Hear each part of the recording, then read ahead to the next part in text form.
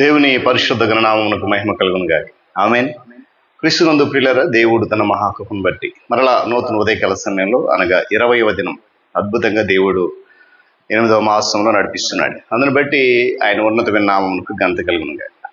క్రీస్తునందు ప్రియులైన దైవజనులు, స్నేహితులు, విశ్వాసులు, సహోదరి సహోదరులు ఈ కార్యక్రమాన్ని వీక్షిస్తున్న ఆత్మీయులందరికీ ప్రియ ప్రభువును మన రక్షకుడైన యేసుక్రీస్తు వారి శ్రేష్టమైన ఉన్నతమైన నామంలో ఉదయకాలపు శుభములు మరియు నిండు వందనాలు తెలియజేస్తాను. మీరంతా బాగున్నారా? రైట్, చాలా సంతోషం. రండి, ఈ దినం కూడా మిమ్మల్ని అందరినీ ప్రేమతో నేను ఆహ్వానిస్తున్నాను. అనుదిన అభివృద్ధి ఉదయకాల ధ్యానాలు అనేటువంటి ఆధ్యాత్మిక కార్యక్రమంలో నాతో పాటు బైబిల్ వస్తుందండి. వాక్యాన్ని ధ్యానించి దేవుని దీవెన పొందండి. బైబిల్స్ దగ్గరనే తెరచి మీ దగ్గర పెట్టుకోండి. మీకు తెలుసు కదా, ఎఫెసీ పత్రికను మనం ధ్యానాలు చేస్తున్నాం. 4వ అధ్యాయంలో మొదటి 5 వచనాలు ధ్యానం చేసాం. ఈరోజు 6వ వచనం నుండి 10వ వచనం గల భాగాన్ని మనం ధ్యానం చేయబోతున్నాం. దానిలో ఉన్నటువంటి శ్రేష్టమైన మాట ఏంటంటే, విశ్వాసులను ప్రభు పని కొరకు స్థిరపరచడం లేదా సిద్ధపరచడం అనేటువంటి ఒక చక్కటి మాటలు ఆ భాగంలో రాయబడినాయి కదా. చదువుతున్నాను, జాగ్రత్తగా వినండి, గ్రహించండి. బైబిల్స్ ఉంటే తెరచి మీ దగ్గర పట్టుకోండి. అందరికీ తండ్రి అయిన దేవుడు ఒక్కడే. ఆయన అందరికీ పైగా ఉన్నవాడై అందరిలోనూ వ్యాపించి అందరిలో ఉన్నాడు. దేవుడు తన మాటను మనకు దీవించును గాక. ప్రార్థన. మహాగణుడు, మహోన్నతుడు, ప్రేమ స్వరూపు, మీకు వందనాలు. 8వ మాసం 20వ దినం అద్భుతంగా నడిపిస్తున్నావు. ఈ ఆధ్యాత్మిక కార్యక్రమంలో నీ కృపాతిశయమును బట్టి మేము నేను స్తుతించడానికి మరిచినటువంటి అర్హత, యోగ్యత బట్టి వందనాలు. ఈ కార్యక్రమం ద్వారా అనేక సత్యాలు, లోతైన మర్మాలు తెలుసుకుంటున్నాం. నీకు వందనాలు, స్తోత్రాలు. సమస్త ఘనత మీరే పొందండి. ఈ దినం కూడా నీ ఆత్మచేత నడిపించు. యేసయ్య నామమున అడుగుతున్నాం తండ్రి, ఆమేన్. మంచిది పిల్లరా, గడిచిన భాగంలో క్రీస్తులో ఐక్యత. ఈరోజు ఆ ఐక్యత కలిగినటువంటి విశ్వాసులు ప్రభు పని కొరకు సిద్ధపడాలి. దేవుని స్తోత్రం కలిగింది. తండ్రి అయిన దేవుడు ఒక్కడే. అంటే అందరిలో అనంటే విశ్వాసులు అందరిలో ఉన్నాడు. గమనించాలి, ఇక్కడ మనుషులందరిలో లేడు, విశ్వాసులందరిలో మాత్రమే ఉన్నాడు. ఒక్కటే లేదా ఒక్కడే అనేటువంటి ఈ పదము 7 సార్లు కనిపిస్తూ ఉంది 4 నుంచి 6 వచనాల్లో. ఈ 7 విషయాలలో విశ్వాసులంతా ఒకటే కాబట్టి వారు ఈ ఏకత్వాన్ని, శాంతి సమాధానాన్ని లేక శాంతి అనే బంధములో, సమాధాన బంధములో ఉంటూ దానిని కాపాడుకుంటూ ముందుకు వెళ్ళాలి. స్తోత్రం చెప్పండి. హల్లెలూయా. అయితే ఆ తర్వాత మాటలు మనం త్రిత్వాన్ని గమనించాలి. ఏంటి ఆ త్రిత్వం అని అంటే, ఆత్మ ఒక్కడే, ప్రభు ఒక్కడే, దేవుడు కూడా ఒక్కడే. 3 వ్యక్తులు ఒక్కడే ఉన్నటువంటి దేవుడు. ఇప్పుడు గమనించండి, కొన్ని విషయాల్లో మాత్రము విశ్వాసులంతా ఒకటే. ఇలాంటి విషయాలను అనగా 7 పౌలు ఇక్కడ ఇప్పుడే చెప్తా ఉన్నాడు. విశ్వాసులందరూ కూడా క్రీస్తులో ఒక్కటే, కానీ ఇతర విషయాలు కొన్ని ఉంటాయి. వాటిలో మాత్రం వ్యత్యాసాలు ఉన్నాయి, లేక తేడాలు అనేవి ఉన్నాయి. వారి ఆధ్యాత్మికమైన సామర్థ్యాలు, వారి పని విషయాల్లో చాలా వ్యత్యాసాలు ఉన్నాయి, లేక తేడాలు అనేవి ఉన్నాయి. అన్నిటికంటే ప్రాముఖ్యమైనటువంటి వాటిని మాత్రం ఇక్కడ పౌలు ఉదాహరణగా చెప్తా ఉన్నాడు.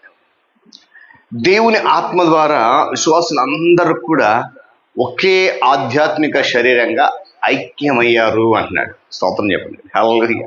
అంటే విశ్వాసులు వేరుగానే ఉన్నారు, కానీ క్రీస్తులో మాత్రం ఒకటే. ఆ ఐక్యతను మనం కాపాడుకోవాలనేది వాక్యం చెప్తున్నమాట.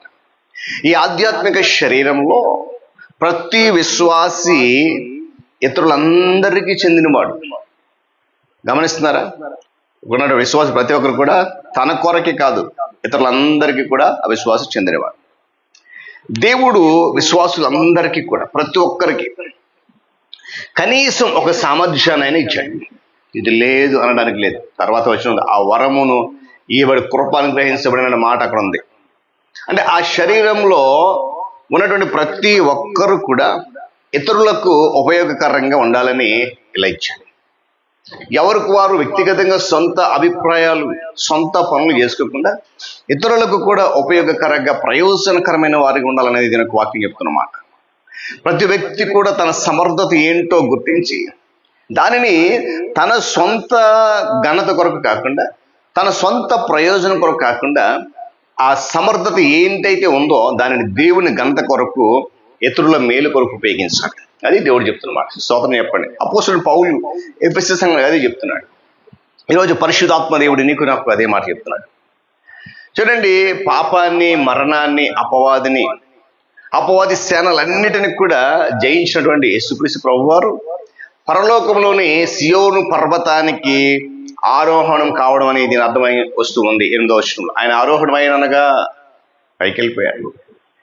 తర్వాత క్రింది భాగాల కంటే చనిపోయిన వారు ఉండేటువంటి అదృశ్య లోకంలో కానీ పౌలు యొక్క భావం కావచ్చు.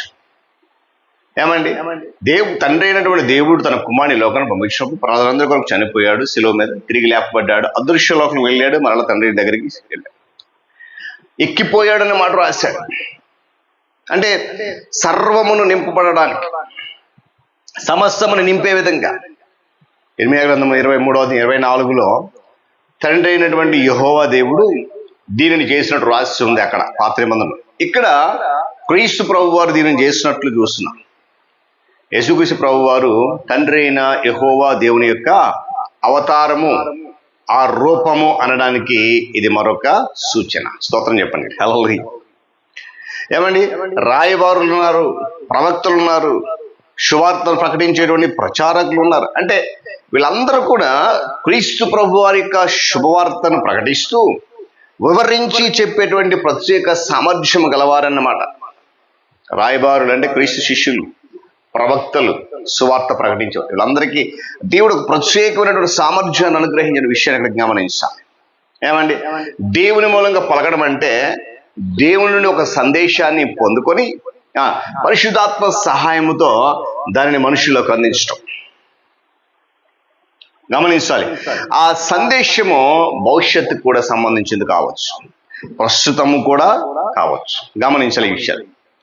క్రీస్తు రాయబారులు ఏర్పాటు చేయబడిన వారు, ఏమండి, తమ ఉపదేశంలో ఎలాంటి తప్పు చేయని వారు, దేవుడు శుభవార్త అప్పగించిన వారు, సంఘానికి పునాది వేసిన వారు, ఏమండి, ప్రవక్తలు దైవ ప్రేరణ కలిగి సందేశాలను తెలియజెప్పేవారు. ఆ దినాల్లో ప్రతి విశ్వాసి కూడా ఈ దినాల్లో ఇతరులకు ఉపయోగకరంగా లేక ఉపకారం చేయడానికి ప్రయత్నం చేయాలి.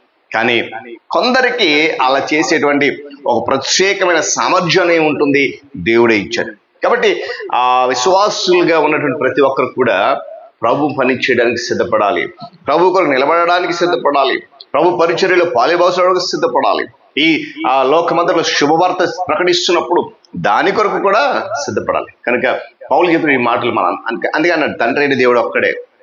ఆ సామర్థ్యాన్ని బట్టి కృప మనకి ఇవ్వబడిందట. ఆ వరములు అనే వరము యొక్క కృప మనకి ఇవ్వబడింది. కనుక ఇచ్చిన సామర్థ్యాన్ని, ఆ వరము ఏదైతే ఉందో దాన్ని ప్రభువుకు ఉపయోగిస్తూ ప్రజలందరికీ ప్రయోజనకరమైన మనుషులుగా ముందుకెళ్దాం. పరిశుద్ధాత్మ దేవుడు అట్టి కృపా ధన్యత అనుగ్రహించి నడిపించును గాక. ప్రార్థన చేద్దామా? సమస్తమును సృష్టించి సమస్తమును పరిపాలిస్తున్నటువంటి మా తండ్రి, మీ ఘననామానికి స్తోత్రాలు. అద్భుతమైనటువంటి మాటలు పౌలు ఎఫెసీ పత్రిక ద్వారా మాతో మాట్లాడుతున్నావు.